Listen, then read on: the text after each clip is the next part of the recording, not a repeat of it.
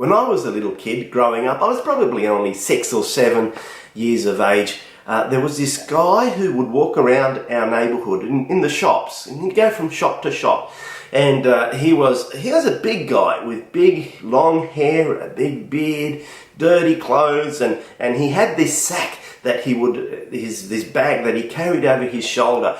I was terrified of him, not only because of the way he looked, but because my dad had told me, and imagine this, my dad had told me that this guy was the guy who collected all the naughty, disobedient children and he took them away in his bag. And I was terrified because I didn't want to be that little child in that bag. And I wondered who was in that bag, but I was too scared to approach this guy to rescue my fellow little kid.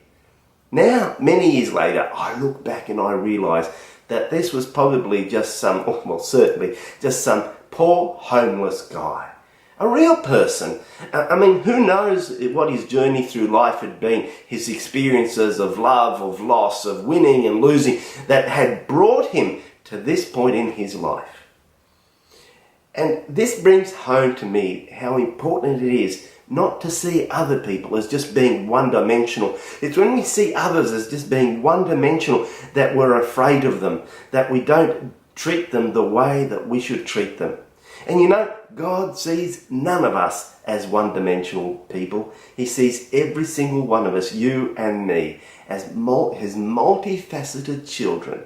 He knows every part of who we are and the journey that we've been on. And He is merciful, compassionate, and powerful to take us from where we are to where we want to be. Christ didn't see us as one-dimensional, and that's why He died for us at Calvary. We should never see one another as being simply one-dimensional. And that way, we'll be able to see everyone as our brother and sister.